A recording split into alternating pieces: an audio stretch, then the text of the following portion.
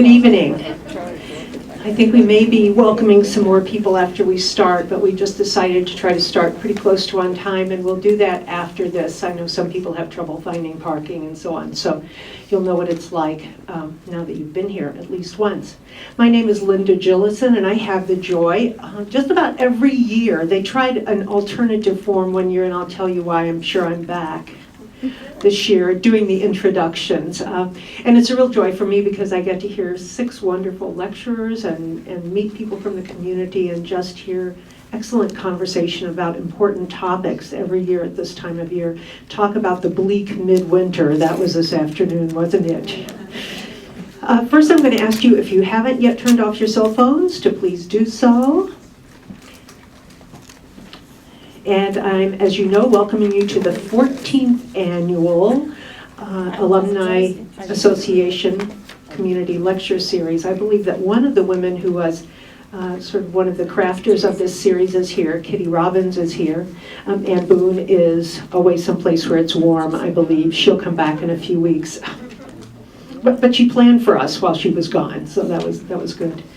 So I'm just going to, the reason I'm always asked back is because I give short introductions, and I'm sure that that's actually the clue to the whole thing. I do want to remind you, though, that at the end of the series, on the last night of the series, the lecture and question and answer will be followed by a wine and cheese party. So that's always a lot of fun when we get to meet all of the lecturers.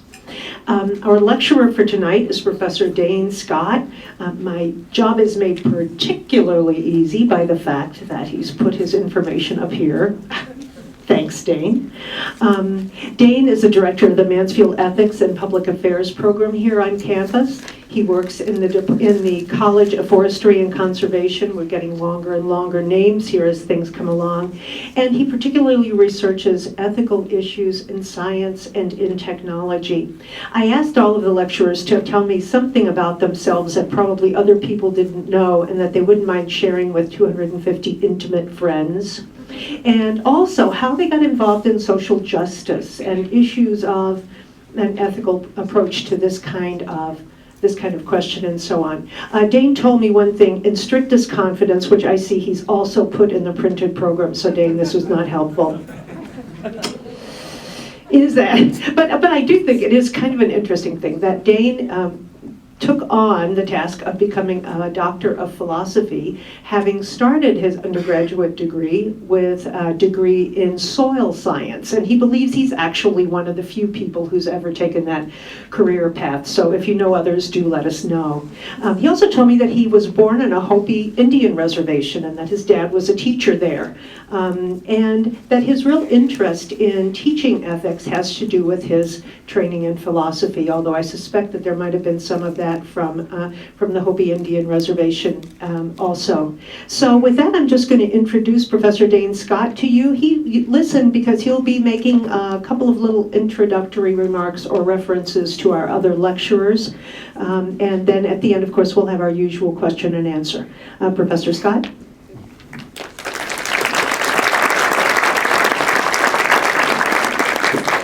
Well, thank you. It's very much of an honor to be here, and I recognize a lot of friends from Molly classes, and a lot of this will be a review for our latest justice class, and so we'll go over that quickly. Also, I am really proud and honored to teach at the University of Montana in the ethics general education requirement. So I always covered ethics and theories of ethics in those classes, and I hope tonight's talk is a little bit of a justification of why that is important. So I'm going to try to get done in 60 minutes, but I just couldn't condense all I wanted to say, so we're going to have to see if I can pull it off. So I am talking about social justice, and the question is, well, what is it? And I think Glenn Beck said it's the forced redistribution of wealth.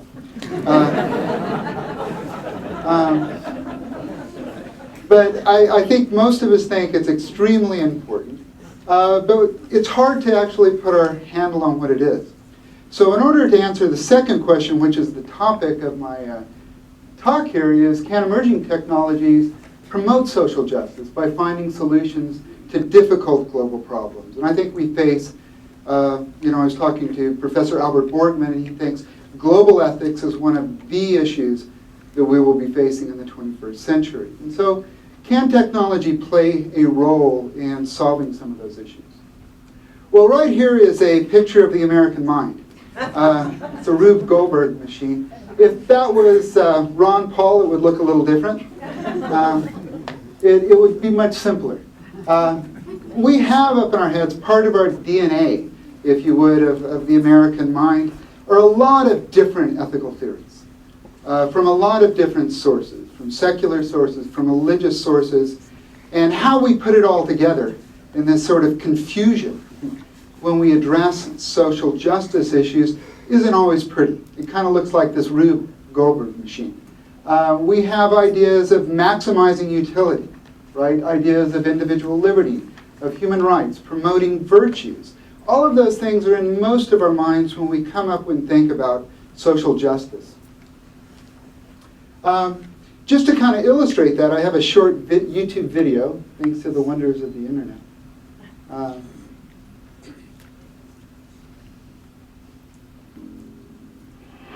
The trolley problem.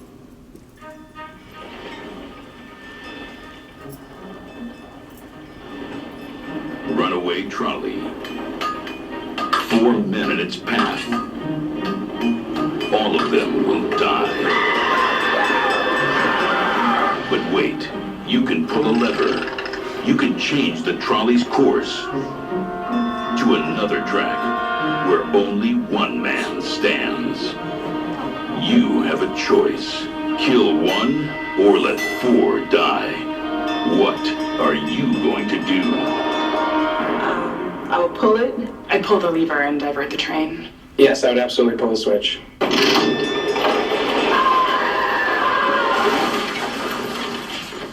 Most people say, yes, that's a morally right thing to do, because what you're doing is essentially the utilitarian thing. That means having one person die isn't as bad as having 4 people die. Absolutely. You're saving 4 lives. There's another equivalent scenario. Same situation. Runaway trolley. 4 men will die. But this time you're on a bridge. And there's a man there. He's fat. Fat enough to stop the trolley and save the 4 men. But he won't jump. He'll need to be pushed. Can you push the man over the edge? I don't think that would be a possibility at all. And I don't think this be justified. I can't do that. Most people say, no, that's not an appropriate thing to do. This is a real mystery because the outcomes are the same. If all you really care about is what is the consequences of your action, you should feel morally at ease with pushing the person off the bridge if you felt at ease with flipping the switch before.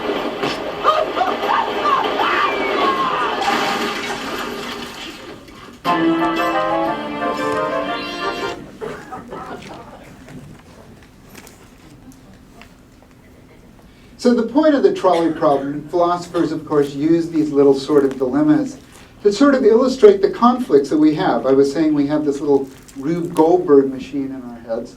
And I think there's conflicts here between the sort of utilitarian, sort of calculus of doing the best by the greatest number of people, and the sort of the ideas that people have rights, they have dignity, and we shouldn't use people, no matter how large they are, for things to stop trains, right?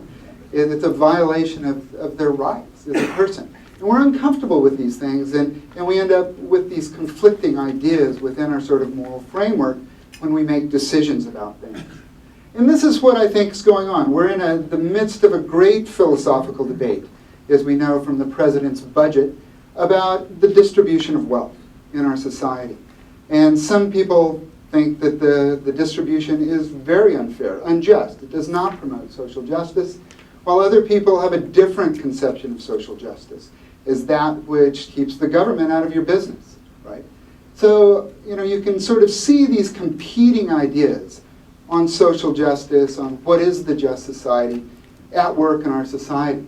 So, as a philosophy professor in these classes and as part of the general education requirement, we cover the main sort of philosophical theories on social justice. And like I'm saying, I think these are part of our DNA, part of our culture, and form the framework for much of our discussions, just like the trolley problem. So if we were to ask a utilitarian about whether or not the current disparity in wealth is just, they would say, well, does it maximize happiness, right?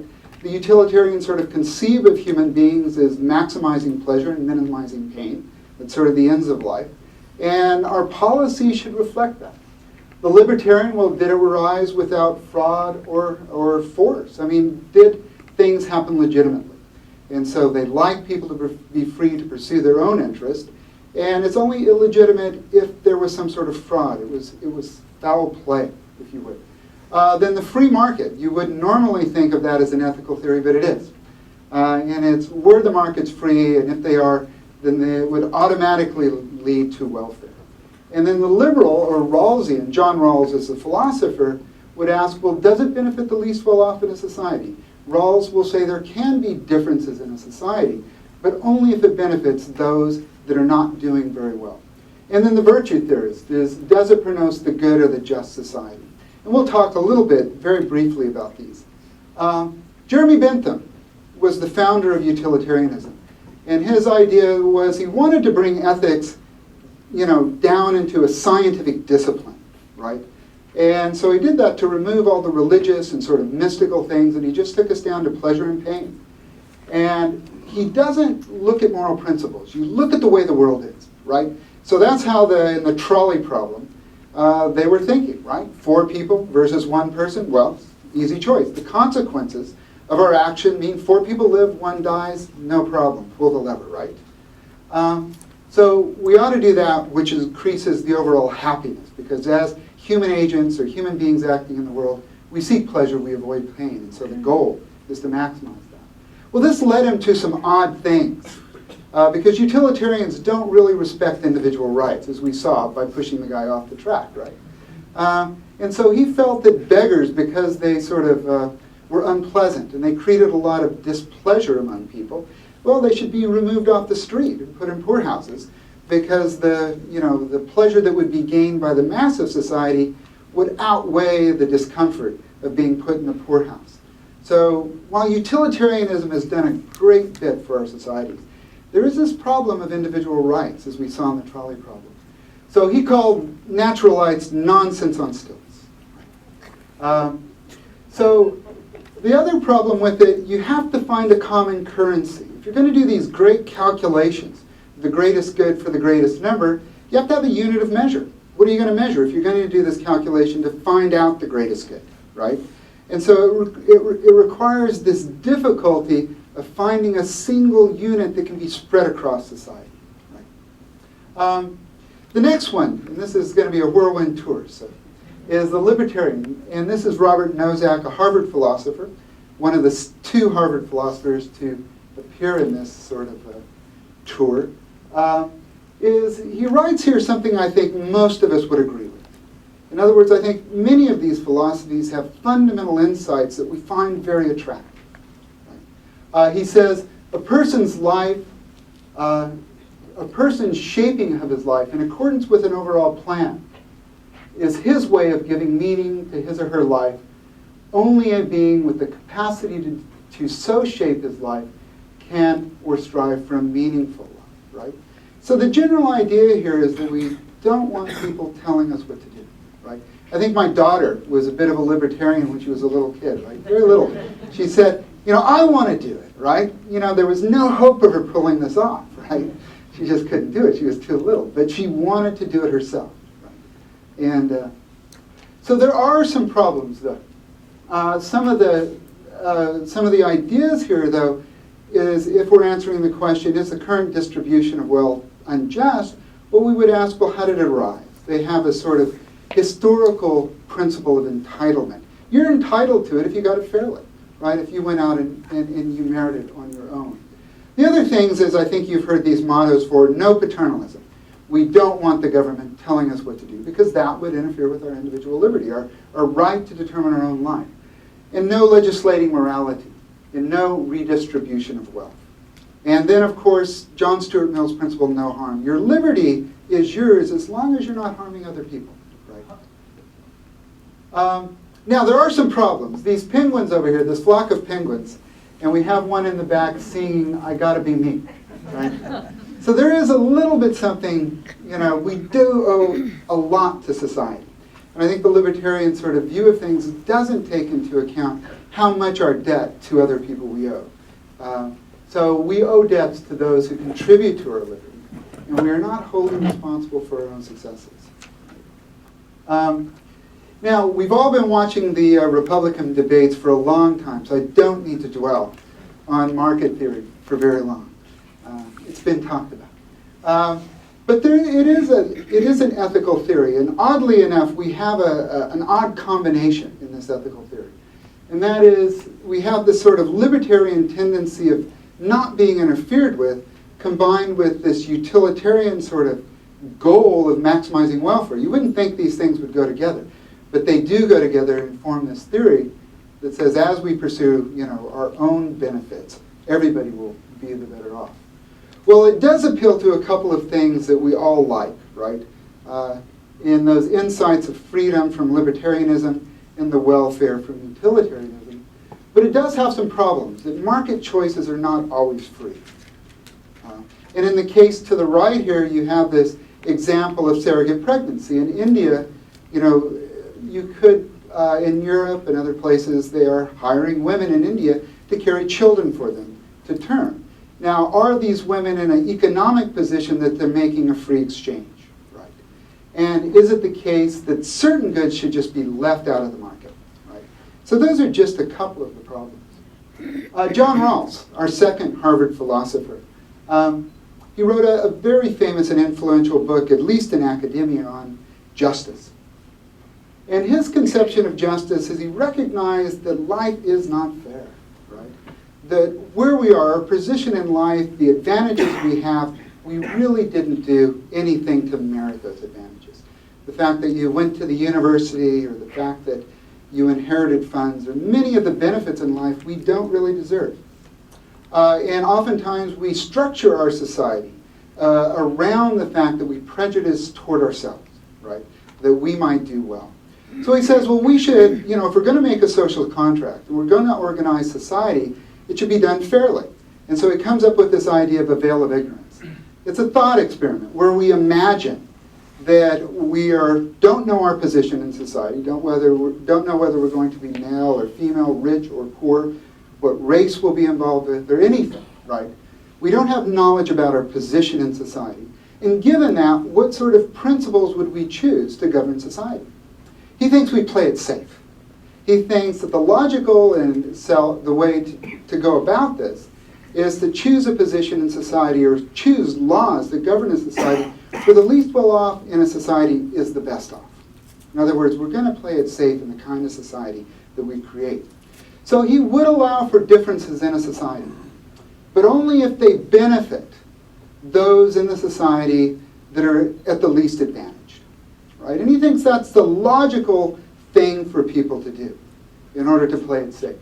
So, we can ask, if we had time, if we were in my class, we'd start discussing this at this point. Is Mark Zuckerberg's $36 billion justified in relationship to algebra teacher, she won the Teacher of the Year in Florida, Yolanda Whitehead? In other words, which one of these people is making society better off, making the least well off, right? Now, he would allow, right, for the inventiveness to encourage innovation, that people like Zuckerberg could potentially become very wealthy, because we might all benefit from that. But on the other hand, maybe we're undervaluing, right, the algebra teacher and their benefit to the least well off in society.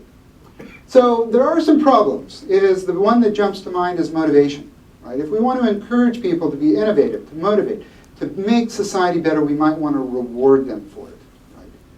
But Rawls says, well, he does give allowance for that. And justice about creating expectations of entitlements. So those are sort of the clashing ideas. And they should be mostly familiar with you, maybe with not the sort of philosophical jargon I've been using.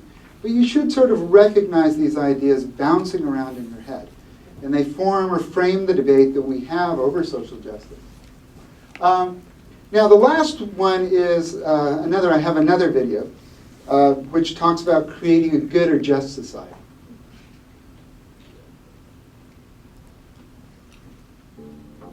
A pot of hazelnuts and the flint that's needed to open the lid. Eh?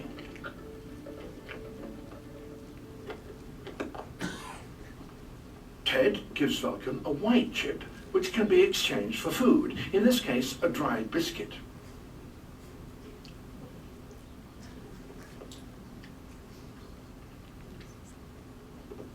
An identical token for Virgil, but in return, he gets a juicy grape, a far better exchange.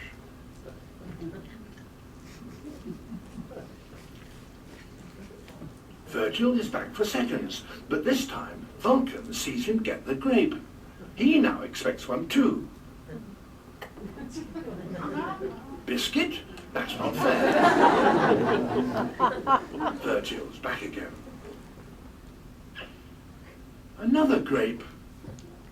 Vulcan is losing his composure.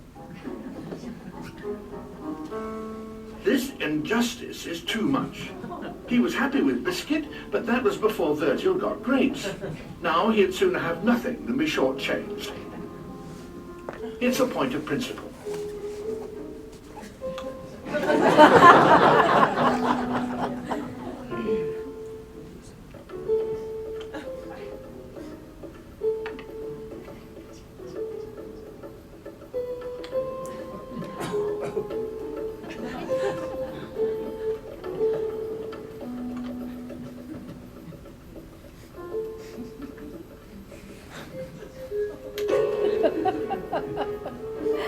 Virgil returns, so Vulcan suspects Ted of readying another grape. Must be in there somewhere.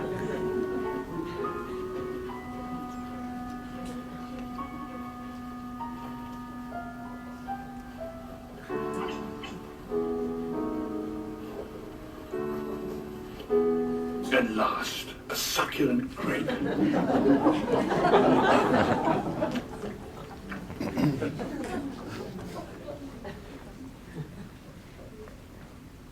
Well, I think this is probably one of the most obvious conceptions of justice, people getting what's fair, what they deserve, right? And obviously within these, this is Aristotle's definition, equal should be treated equally, and unequal should be treated unequally. And, you know, there's a little story I heard. I went to Santa Barbara recently to my brother-in-law's 50th birthday, right? And here they were, you know, all the family was gathered together, and they were telling stories about each other, you know, as they do. And they were, when Leslie, my wife, and her brother Jeff were young, they were going to go get some money to the gumball machine, right? Their mom gave them a penny to go to the gumball machine. And the brother, Jeff, starts yelling, "Leslie's penny is bigger than mine." It's kind of a perception problem. Well, it made me wonder. You know, I was sitting there wondering what was going on, and I recalled back that Leslie's mom had given all the boys and Leslie a video of their childhood growing up. And so after receiving it in Christmas, Jeff calls up Leslie and said, "It was nice Mom gave me a video of you, you know, for Christmas." Right? Apparently, you know, most of the video footage was devoted to Leslie. Now, Leslie was really cute, and I can understand that. But I think Leslie's mom had the right principle of justice, but maybe, you know, equal, give them an each a penny, but it might not have been applied consistently.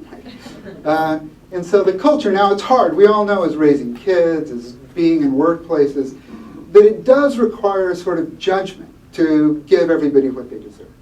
It's a difficult thing to do. But we also know from the monkeys that creating justice, giving people what they deserve, makes people happy, right? It creates a good environment, a good society. So this sort of virtue of justice, this ability to judge when people are getting what they deserve, is what helps create a good society. But we get it by habits, and it goes all the way back to Aristotle, right, in his notion of the virtues. And the virtue of justice is social. We are social animals like monkeys. And it requires good judgment. It's not easy to do. As parents, perhaps you can recall how hard it might have been to treat everybody fairly. For Aristotle, the purpose, though, of politics is to form good citizens and to cultivate good character. So the end and purpose of political life is the good life. The institutions of social life are a means to that end. Well, there's some problems with this, of course. It all makes a lot of sense, but laws are not neutral. And we tend to want to think that laws should not sort of force morality, although they are, in a sense, based in ethical theories. And who gets to decide which virtues are honored or rewarded? I recall this scene from the film Gladiator, where Marcus Aurelius, who was a philosopher and wrote books on the virtues, his son says, well, I read your books on virtues and none of your virtues were my virtues. But I do have virtues, right? I have the virtue of ambition. So who gets to decide, in a society? Well, we do, I suppose. So if I ask, what is social justice? Well, it depends on who you're talking to. But I don't think that leaves us in despair. I think we can get together as members of democratic societies, and we have the ability to deliberate together about the relationship between our favored theory of justice, conceptions of justice, our shared goals, and how we reach those goals in light of our best knowledge of the world. Right? So all this, now you have your recertified. For all you UM alum who went back and you had your general education requirement, you've gone through it and you're recertified. Okay, so moving on to my other topic. Can emerging technologies promote social justice by finding solutions to difficult global problems? And the second related question, I think, is what is the relationship between our conceptions of social justice, social goals, and scientific research and technological development? How many of you guys have probably heard of Freeman Dyson? He won the Nobel Prize. He's a physicist, public intellectual. He likes to rattle the cage.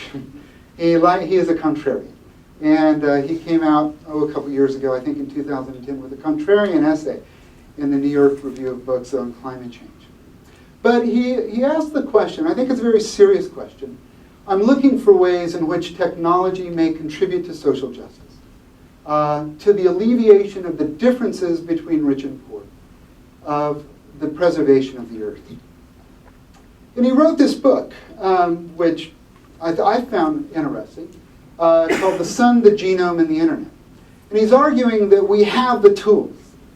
We have the tools to solve many of these global problems that we face, some serious social justice issues.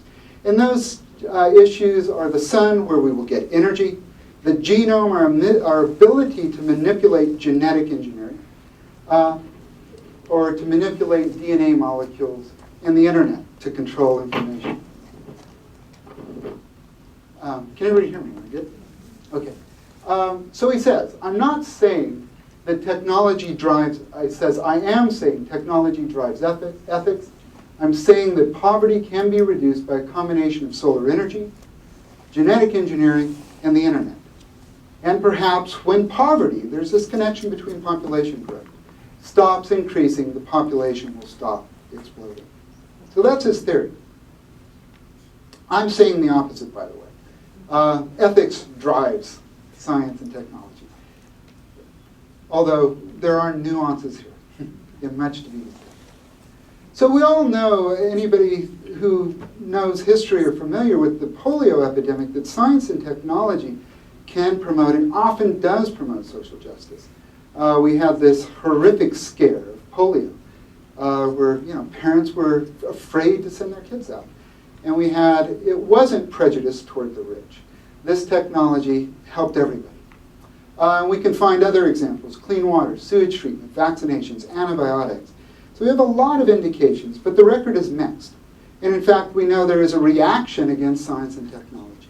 So a lot of parents are refusing, not a lot, but a significant number are refusing to have their kids vaccinated. There's sort of a suspicion of science and technology, a bit of a backlash that it's not leading to a good society. And we get images of this in our popular culture. If you look for sort of optimistic views of science and technology, they're actually kind of hard to find. Star Trek is one. And in fact, through science and technology and reason, we've created a world where we have to go to other planets to find conflict and go out into the universe. But normally you get things like Blade Runner, where we end up with a dark dystopian world filled with acid rain and full of poverty. And we end up with technology generating difficult moral quandaries like creating cyborgs or robots that may be human. We might have a difficult time killing them. So there's two views of technology. But at the same time, we tend to invest in the one on the left, but the one on the right captures our imagination. So we have a very ambiguous relationship. One technological pessimist was Garrett Hardin, who used notions from biology to wonder about these issues of justice and where we're headed. And he used the notion of carrying capacity as an ethical norm. And as a good population biologist, he knew that you just can't keep growing in population, that there's a limit of energy on the earth and we can't let population get out of hand. It has a specific carrying capacity. And so he thinks of this notion of like a lifeboat. And what we're actually doing with technology is we're just artificially increasing the size of the lifeboat to let more people into the lifeboat. But ultimately, it's just going to be crowded, degraded, and that's going to be, we're just headed nowhere. And he doesn't think that this population problem actually has a technological solution. So in his view, he's not optimistic that technology can promote social justice. And he is a utilitarian, by the way. He just changes Bentham's formula to the greatest good for the optimum number. Now, the problem is, though, with population and all of these global problems that I said we would be speaking of, that we are facing in the 21st century, and there are serious problems: climate change, global health, and world hunger. And all of them deal with population. So we have this sort of graph. When I first started, college, all the graphs never leveled off, right? They all just went straight up into catastrophe, right? But here we have it leveling off, and one asks, well, why? Why is population leveling off? Well, we look at the developed world, and population has leveled off. And so the conclusion is that poverty in many complicated ways is a driver of population growth. So if we could somehow alleviate poverty, we could then slow population growth, and it would level off. The problem is that, do we have time? For example, in the problem of climate change, India has 3 times as many people, or 2 times as many people, in poverty as live in the United States.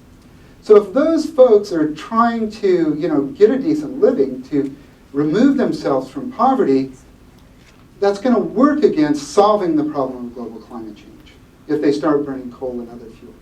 And India has an equal amount of people that live in the United States that are in poverty. So one of the things is, well, how do we allow countries, or how can countries develop while not making the global climate change work and just end up in a very sort of hot, crowded, and to quote a book, world that's highly impoverished. And one of the things is, well, global health. Health is also a driver of poverty. And world hunger, agricultural production. Can we grow enough food for this to happen? So there might be hope. We might not be in Garrett Hardin's sort of, which to me is a very troubling scenario for social justice. How can we sort of get there? And I think technology, at least in my opinion, will have to play an important role. And we have a lot of powerful technologies, and I don't go all the way with Freeman Dyson. And I'm not an uncautious or sort of critical booster of science and technology. But I do think that we have some powerful tools at our disposal. And how do we use those tools to sort of get where we need to be in terms of population, poverty, and the planet? Well, some of these things we've talked about genetic engineering, the ability to manipulate the DNA molecule to produce things that we would like to help us do better. And nanotechnology, the ability to engineer at the micro level, the 10 or nano level, 10 to the minus 9th meter, and things like energy technology. Well, genetic engineering is the one I wanted to focus on just a little bit. And this is, for those of you I'm sure everybody is familiar with, but they can do amazing things, right?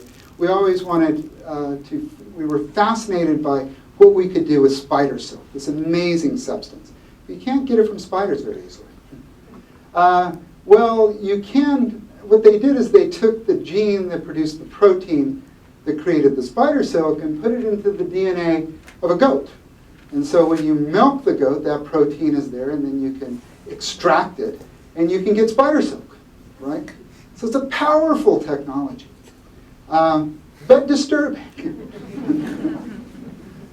Well, back to my talk, is there are not only technological pessimists, but also a lot of optimists. And one of the most thoughtful, I think, was Alvin Weinberg, who was, for years and years, ran the Oak Ridge Nuclear Laboratory.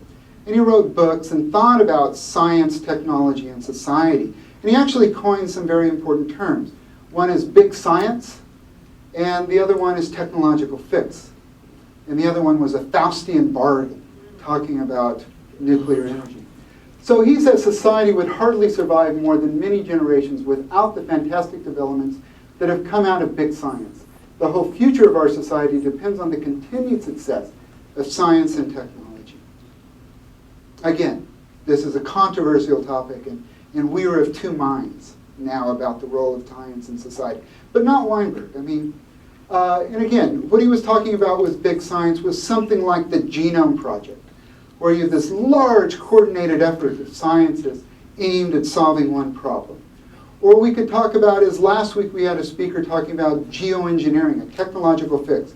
We politically can't seem to solve the problem of climate change, so you could get teams of scientists working on solving it technologically, sort of moving around the social and political problems that we don't seem to be able to solve. All of this was utilitarian.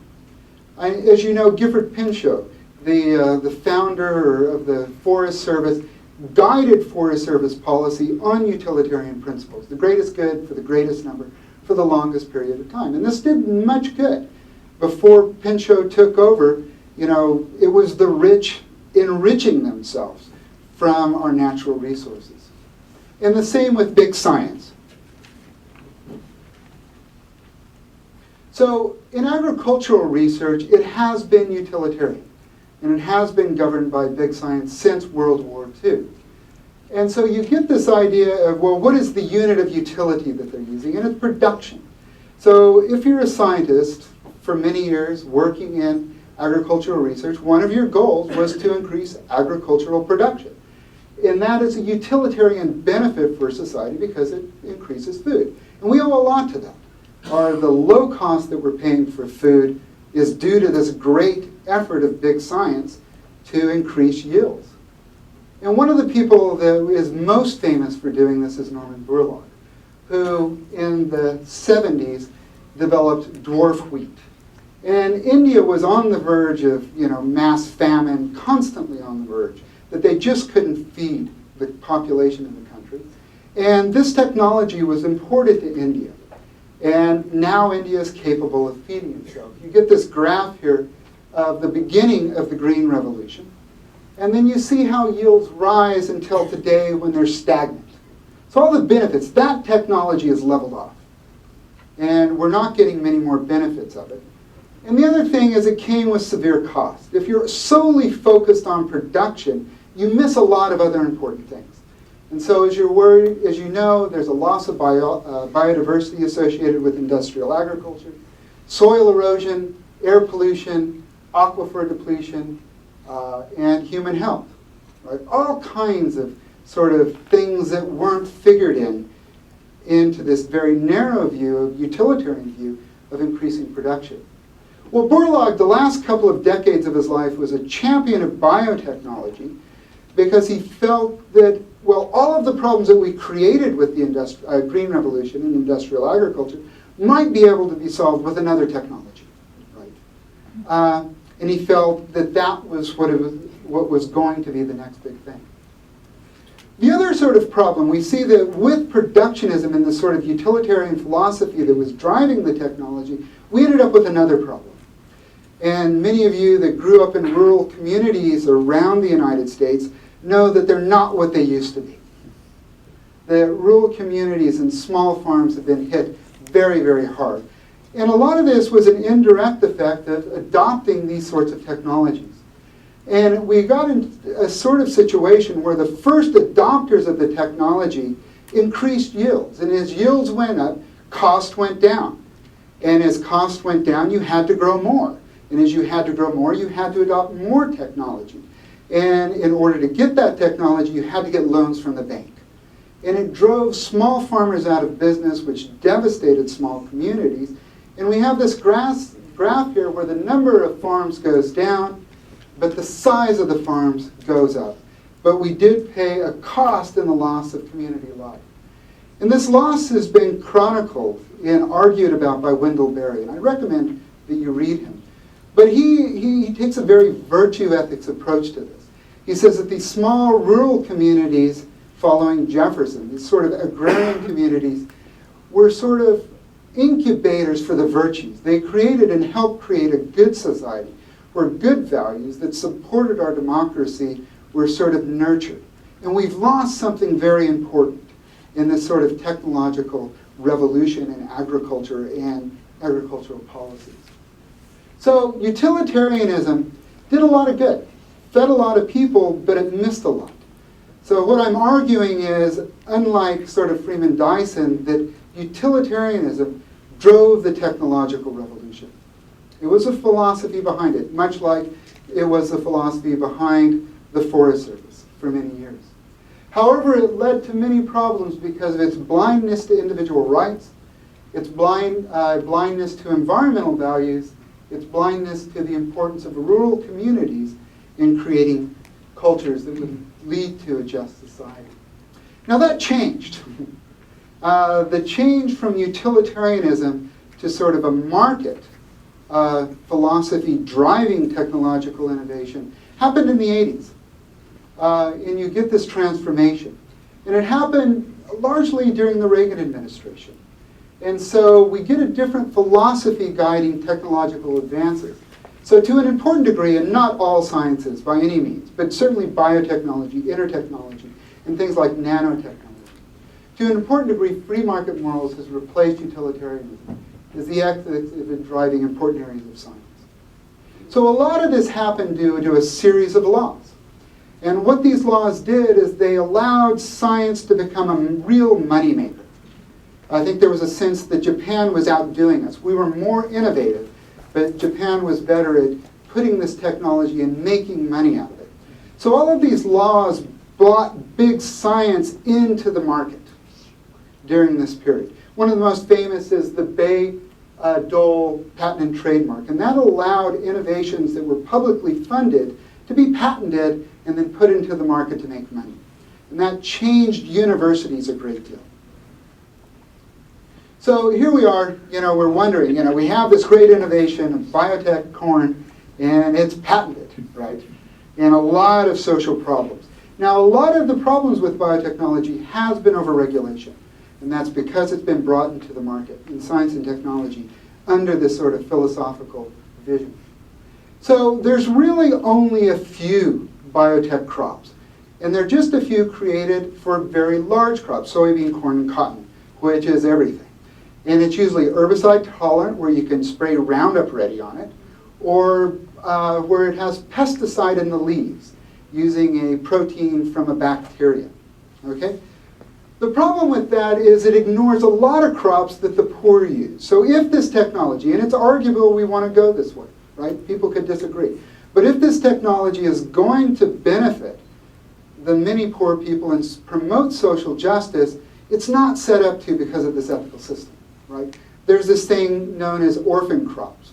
And these are crops that are largely grown by poor people around the world in poor soils, and those aren't, to a much lesser degree, being experimented on because of this sort of market mechanism driving technology. So a lot of scientists are worried about this. A lot of people go into science because they are very concerned about promoting social justice, and they do believe that science can help do that. And they say the private sector has little incentive to conduct public good type research, such as natural resources, food safety, and the basic research. The public sector must continue to take that lead. So you look at areas like biotechnology, the amount of public sector funding is very small in comparison to the private sector funding. And that's a big change in the institution. So if we're asking, is scientific research and technological development promoting social justice, again, you're going to get a variety of answers, right? Depends on who you ask. The utilitarian, well, is it maximizing the greatest good for the greatest number? Well, we've seen there's problems with that approach, right? It has led to many goods, but it's created a lot of problems. The free market moral theory, well, are the markets free? But, you know, I went to a talk by an executive from DuPont. He was arguing that DuPont's technology was going to, you know, solve poverty. But it was an indirect effect, right? The benefits that they created for the markets would somehow find their way, you know, into these other, into these poorer groups. The Rawlsian, which is not governing, would ask, is it benefiting the least well-off in society, right? And the virtue theorist is promoting the just or good society. Well, in my opinion, the utilitarian and free market-driven science have a mixed record on social justice. They have proven to have a troubling blindness to important social and environmental values. More attention needs to be paid to other conceptions of justice. Rawls, for example, in virtue ethics, is drivers of research. This would require a restructuring of research institutions and research priorities. And I might say some of this is happening over the notion of sustainability, as we sort of argue and wonder about what that idea is about. So, changing my question of what I think we should be doing as a society, and as UM students with their general education ethics requirement now equipped to go out to discuss these issues, is we should be deliberating together about the relationship between favored conceptions of justice, our shared goals in relationship to these immensely difficult global problems that we're facing, climate change and world hunger and world health or global health. And how to reach those goals using scientific research and technological development, but in light, right, of our best knowledge about the world. So, as I promised, I would ask these questions, but not answer them, and leave it up to us to now discuss them. Thank you.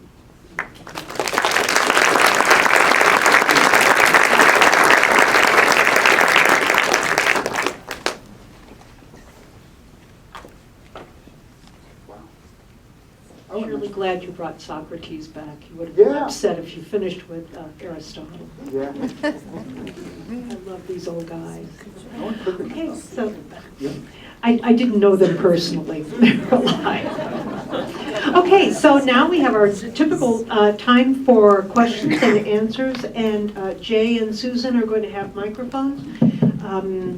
Dane, you may use either this one or that one, and I'll just try to point out to Susan and Jay where I see hands up. How will that be? And they'll bring you a mic. Okay, here's our first question. Right over by Susan. Could you please talk a little bit on the first Rawls slide? You talked about justice with an expectation of entitlement. Yeah. Could you explain that more fully, please? Well, that's one of the criticisms, right, of Rawls's theory, that it creates this expectations of entitlements, right? That you know, it is a theory that involves a very active government, right? And that, as we know, people criticize a very active government for creating this expectation that they're entitled to something. And I think the libertarians then, you know, are the ones arguing against that. Well, you're entitled to what you got, right? What you worked for. And so they, you know, this is the debate that we're having in this society, right? If we get this sort of active government, the sort of Rawlsian vision, and there is a direct connection between Rawls and Obama, right? He went to Harvard, studied this sort of thing, and there's this worry. So I was just raising that as maybe not a problem I might have, but certainly a criticism of the sort of Rawlsian approach.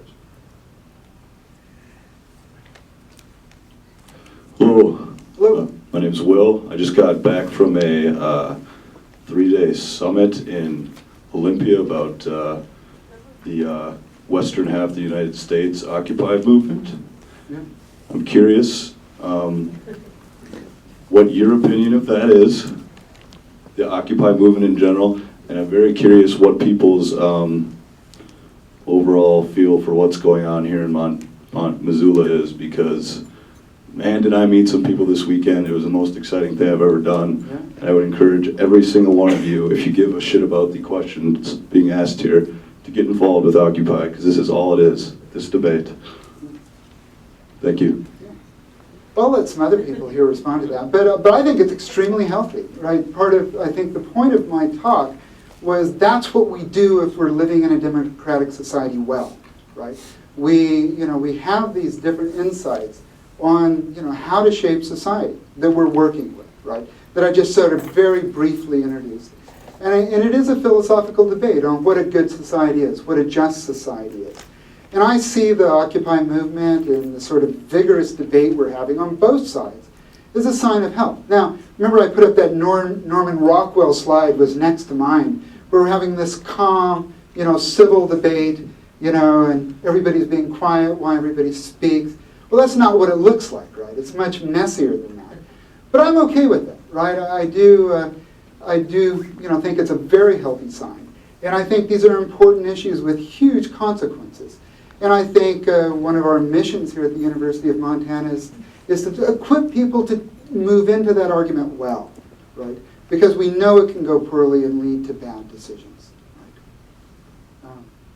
Anybody else want to remark on that?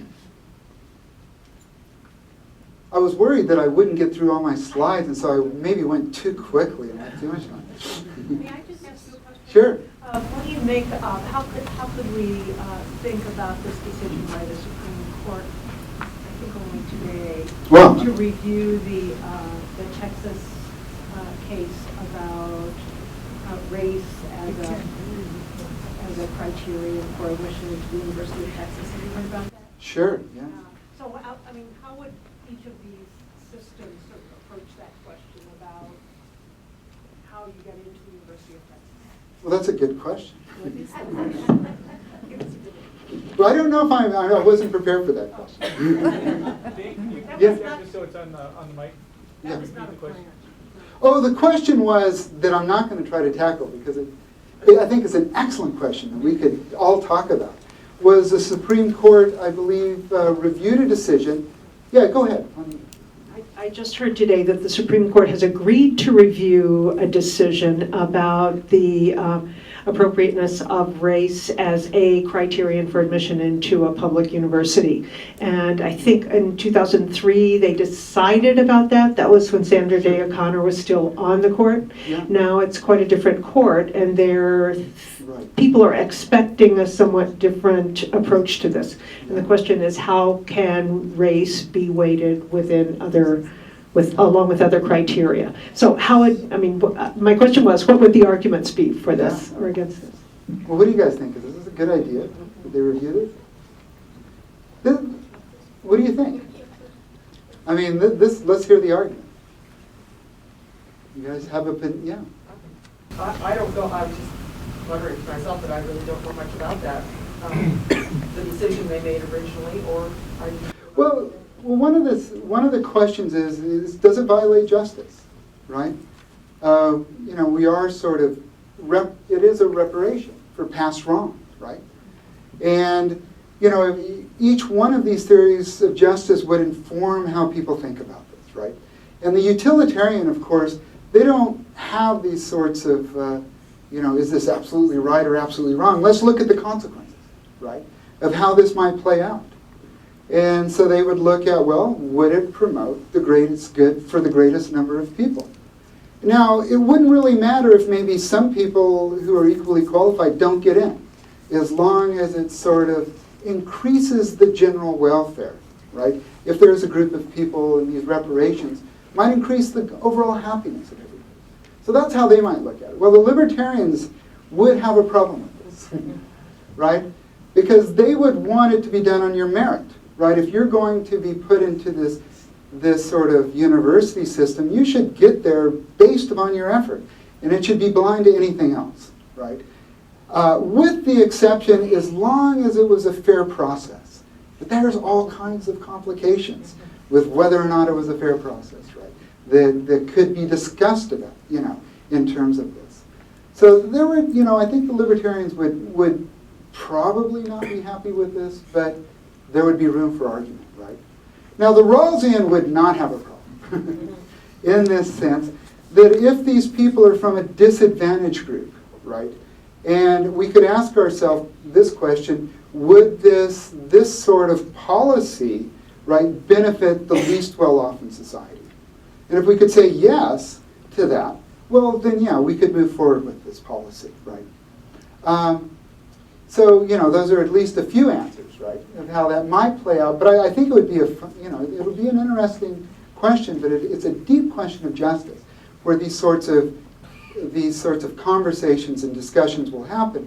My point is, much of them will be based on these kinds of theories that we've introduced. Right? They will perform the sort of vocabulary. Yeah. Yes. We got one right here. Seems to me that American society is very much about property rights. I mean, that's the basis. So, given that fact, how do you get people to talk about social justice? I mean, this is like two sides of Berlin Wall or something. Yeah. In relationship, if I could take it back to talking about technologies, that is one of the big questions about technological advancement, right? That, for example, you saw the corn with the patent on it, right? The guy's eating his corn. And the general idea is there that the motivation for innovation, right? It's very much, this sort of property rights is a motivational thing, right? If you give people property and you allow them to be unrestricted, they'll do something with it. And we'll all sort of benefit from that. So one of the ideas here is it's motivational, right? That's the theory, right? I see you're skeptical, but that's the theory. If we move into technologies, this sort of changing regime in technology, which I said we went from this sort of utilitarian phrase in the post-World War to big science, to the post-80s, we get this sort of free market idea. The idea was that we're going to get these innovations because of patents. If we move it into the market and we make it profitable, we'll get people doing this, right? And they're going to spin out these innovations. And they're going to, lead to these sorts of things that we'll all benefit from.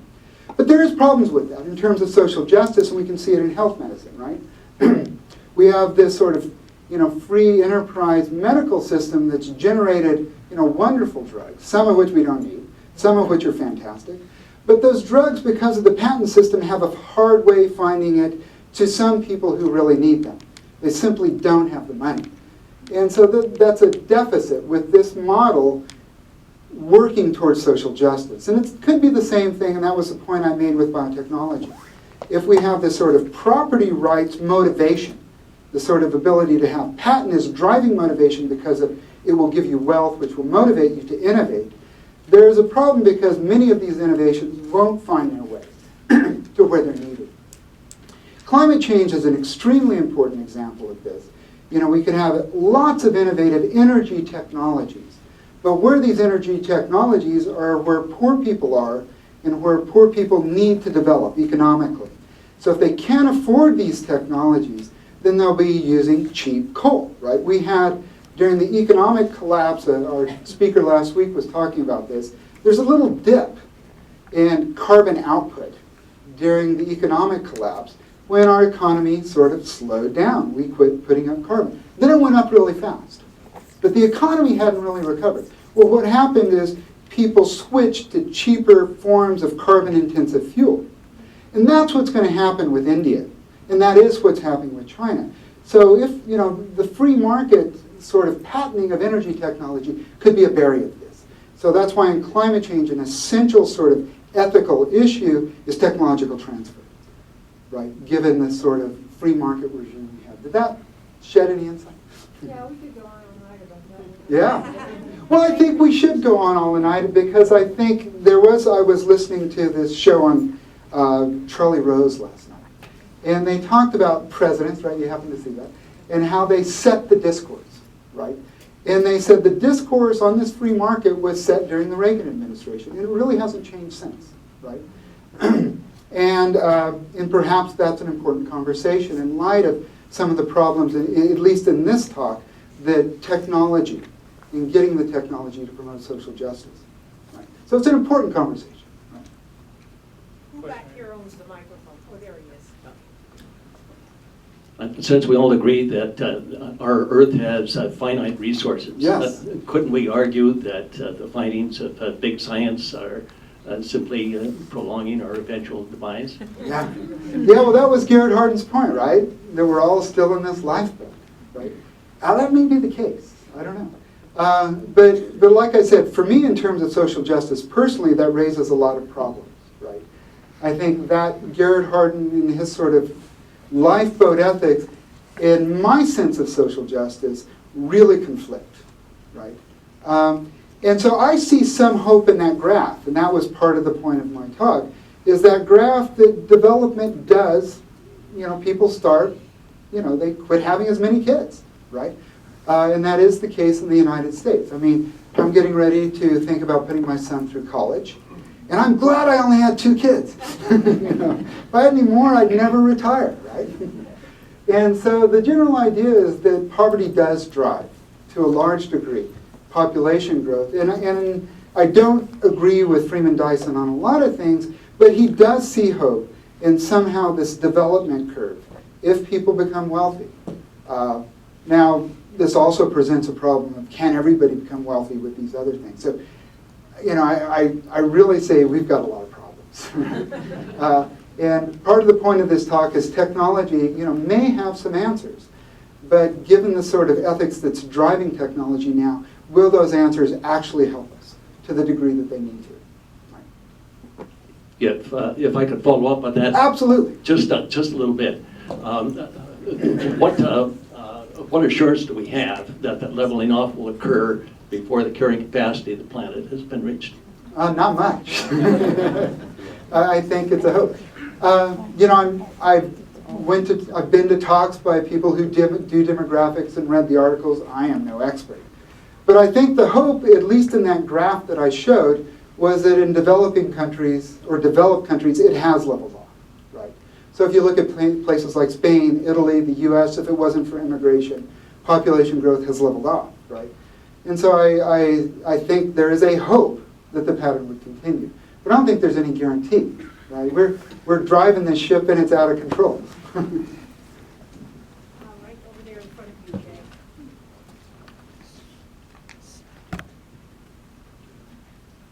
And I'd like to ask you a more systemic question. Sure. Since you've approached then social justice from the side of ethics.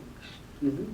Plato famously said that if you try to do that, you won't get anywhere, and you must not look at questions of justice in the small, which is ethics. Sure. You have to look at them in terms of then the larger arrangement, and he gave us Plato's Republic. Sure. Now, since we're in Plato's house, he did after all found the academy, it seems to me rather odd that one should simply miss out all those thinkers who have been in the Platonic tradition. And in reference to the last speaker, it seems very clear to me that the primary concern, which is out there, as it were, in the ambient air of values in which we live, is the one, then, of a sustainable society. Sure. And the sense in which, then, ethics that were put together without a thought. They weren't facing omnicide and ecocide and perhaps now econocide in the way that we are, which fuels this sense that we must look to a sustainable society. It seems to me we are back with Plato's problem. We better fix the big picture first, see things clearly in the large. And I think it's inappropriate in these circumstances to give such emphasis to the approach to society from the side of ethics, to look at the large in terms of first figuring out the small. Well, I'm not sure you're ever going to be happy with my answer, but I'll give it a stab. Socrates is up there, right? He's the sort of patron saint of this talk. And I don't know if that's because it's a cop-out, but I'm claiming Socratic ignorance here. In other words, I'm not claiming I have the answers to these. And you know that all of Plato's dialogues were with Socrates. Now you get into the later dialogues with the Republic and you wonder if that's still Socrates or it's all Plato, right? But Socrates, claimed ignorance. And he didn't claim to have the answers, and like I said, this may be a cop-out, but I don't claim to. But he did claim to want to stimulate discussion, right? And he had this notion of Socratic midwifery, right? That his goal was to try to give birth to ideas, right? Or another metaphor he used for himself was a gadfly, where he would be like, the city of Athens is a great horse, and his job was to be a fly to buzz around it and keep it from becoming complacent, right? And so I think the idea of this talk was more or less to frame certain sorts of questions, not to supply the answers, because I don't think anybody would listen to me if I had the answers. I am bowing to the process that we have. And we have this process that we're going through, which is very messy. And I said I applaud, the Occupy Wall Street movement, because they're stimulating a discussion on important issues. And the Tea Party movement, they're stimulating discussions on important issues. And we have this messy process of going back and forth, trying to figure out what to do and how to organize our society. Now, my goal as a teacher, and what I attempted to do here, is to try to help this process become a little clear and become a little sane in the idea that we're more educated about it. And that's why I said this is the sort of general education requirement, is that when people move into these discussions, they may reject Rawls, but they have to appreciate Rawls. This sort of liberal conception that we need to be concerned about the least off in our society, and that it makes sense to, because he's given a good argument for that position. Now you may reject him, but you just don't flip him, out of hand. Or you may reject libertarianism, but you have to appeal to the power of that philosophy as it arose in the 19th century, when people were living in a very restricted life, right? I mean, if you were a woman in the 19th century, you were glad to see libertarian come around, because your life is restricted, right? So I think we can appreciate these things and have an intelligent discussion about it, rather than yelling at each other. I think, that's what an education is about, right? Yes? Okay. In the issue of sustainability, the long historical context of human history has been a major rush of adventurism, sure, and claiming of free rights. Yeah. And I'm wondering, is it possible to frame a discussion about free rights, property rights, without also talking about obligations? Yeah. The human species being the sole keepers of the planet, don't we have obligations? And so it's something that you never hear about, and that in the belief system, do we ever talk about our obligations to keep rather than use? Yeah, that's some really good points. No, I think your comments are excellent. That's what I was thinking, in terms of this notion of sustainability, and I'm glad you brought it up. It's a really confused notion, isn't it? I mean, it can mean a lot to a lot of different people. In fact, we had a philosopher here who's written volumes on it a few weeks ago. And I said, well, why didn't you give up on sustainability? A lot of people just dismiss the idea. And he goes, no, it's an important idea. All of these ideas, like justice, we're not going to jettison that idea, even though it's complex and we have these different theories and lots of people talking about it. But I think it's important that this notion comes into our public discourse, right? And then we start talking about it and what it means.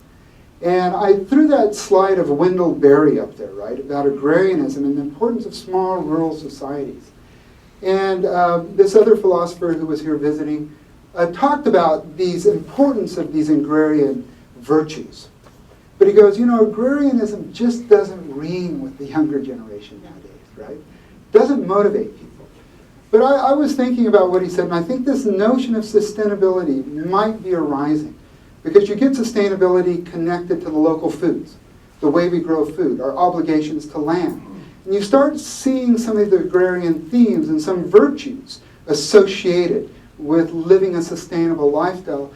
Maybe we're seeing a sort of notion that'll move into our political and our discourse that might capture a lot of these ideas.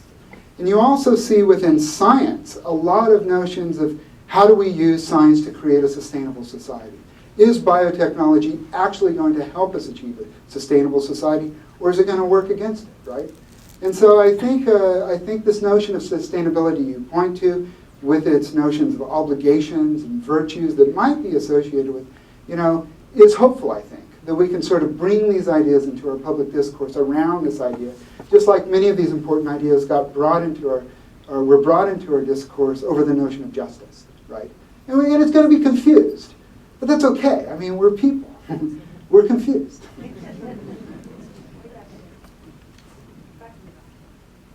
You're setting off a lot of thoughts for me.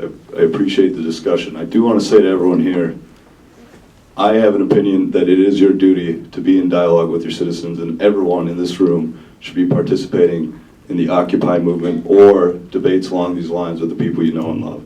That said, I do have a specific question for you along the lines of how do you feel, I feel like Jeremy Bentham ran that line of thought ran very strong in your presentation. I studied architecture in college, and I'm curious how you feel about his idea of the panopticon, Foucault's study of that, and the current role of internet and video reproduction of human beings in today's media. Well, if it came out that I'm a fan of Jeremy Bentham, I'm not. But I do want to acknowledge that sort of utilitarian movement, did capture something that really bought into things. I think there was a utilitarian movement, and it gave us things like public health, right? If you're going to promote the greatest good for the greatest number, plop a hospital down, get a sewage system, right? And so these became very progressive ideas for a long period of time that led to a lot of social goods. And I think Pinchot, he's been villainized a little bit, but I think he did a lot of good. You look at, the way the world was before he took over, and the greatest good for the greatest number did a lot of good. Now on that, part of my talk was that there's a lot of crazy ideas. If you read Bentham, the panopticon, right? This sort of, this idea in a prison house, if you have a person in a tower where you can't see them, that's going to sort of govern people's behavior, right? Sort of a creepy idea, right? The fact that we only look to consequences bothers me.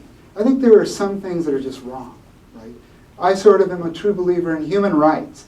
And utilitarians aren't. They look at the consequences. And also they reduce people to pleasure seekers and pain avoiders. I think there's much more to us than that, right? And so I think there's a lot of problems with Bentham. But I think he really influenced our society, right? And the internet, and I'm not sure where to go with that. But I think these strains are still there, right? And part of my idea was, just reviewing, I guess what I said was, the greatest good for the greatest number is still, highly influential in the way we look at the world. Right? I didn't answer your question, but I could. Can I reword it? Sure.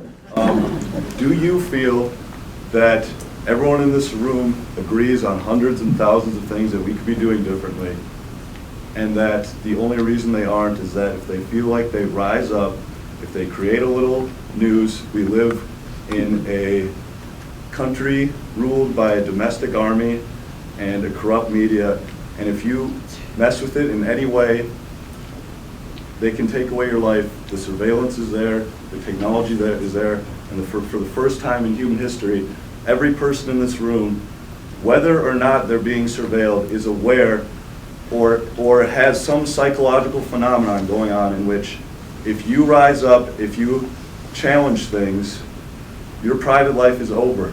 The things about you between pleasure seeking and pain avoidance, those can be stripped of you very easily. Your private life, the things you really believe in, can very easily be taken away from you.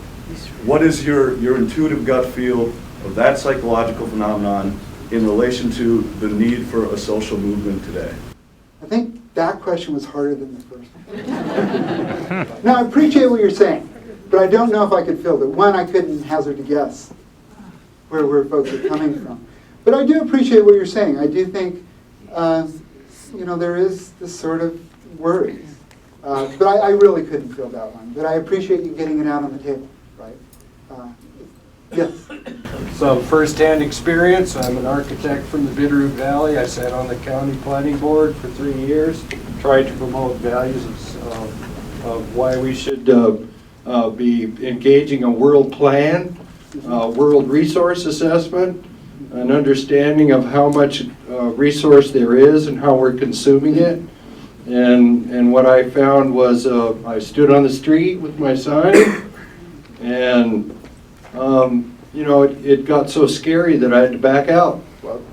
So after my book was published, I went on a concerted effort to promote sustainability in our communities. The Bitterroot community and the Missoula community are inextricably entwined with the water system. What are we going to do? And the real fundamental question of what I promote is, when are we going to just ask the question? And the question has never been thrown on the table. That's a very basic question, and the question is, what for? What is it for?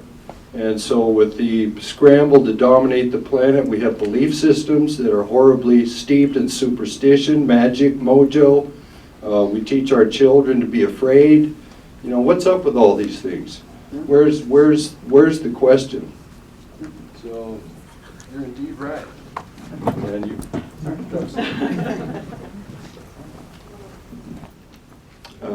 I'd like to thank you very much. That was a great lecture.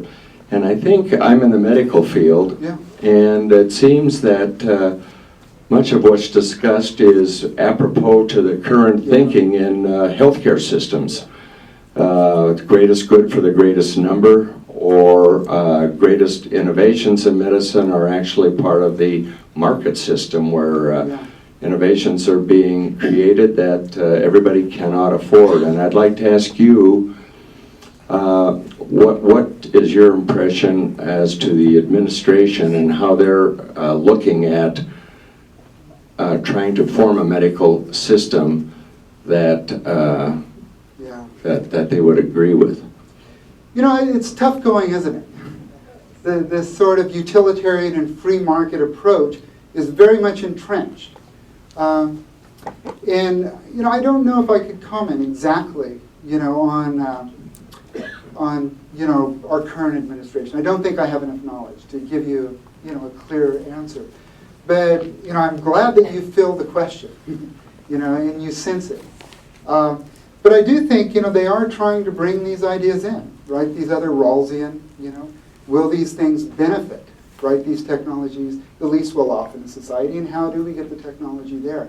I know there was a philosopher that we invited here about a year ago, I think, Thomas Pogge, and I don't know if you happen to come to his talks, but he's talking about global health, and he recognizes the fact that we have all of these fantastic medicines that would help millions of people, but they just can't afford them or get to them. And here's a philosopher, I found him really inspiring, because he's come up with a way to use Rawlsian principles to create a market mechanism that would allow for this to happen, right?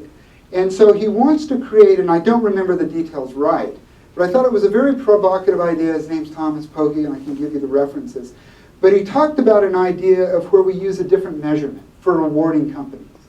So instead of rewarding a company on how much money they make, we reward a company on health benefits. So in other words, if you come up with a technology and it benefits, you know, the least well off, of course the motivation, if you could come up with a technology and you have, you know, thousands or millions of people living in the developing world that would receive a medical benefit from it, and he has this health index, then you would be rewarded for that, right? Rewarded for the change in public health that your technology created, right? And in order to create that, he said all the countries need to go in and create a global health fund, right? So we all kind of go together and say, well, this is a good idea. We're going to use these sort of market mechanisms to create innovation that would get the technology where it needs to be to the people that need to have it. And so everybody goes in the US, of course, would be a big contributor to this global health fund. And if your technology created a tremendous benefit, then you would be rewarded for the change in actual health it had. And those ideas I found really attractive. Right? So I know that didn't answer your question. I just don't have the knowledge, right? I know they're trying, giving it an effort. You want to have a comment on that? I'd like to hear what you have to say. You know, rather than, go ahead, somebody else. I just wanted to ask you, in that view, is it a monetary reward? Yeah, it is a monetary reward. Yeah, and that's what, it's very expensive, you know, to create, yeah. Besides monetary awards. Yeah, it would be. Well, I mean, I'm a professor, so I don't live there. Yeah. Another question?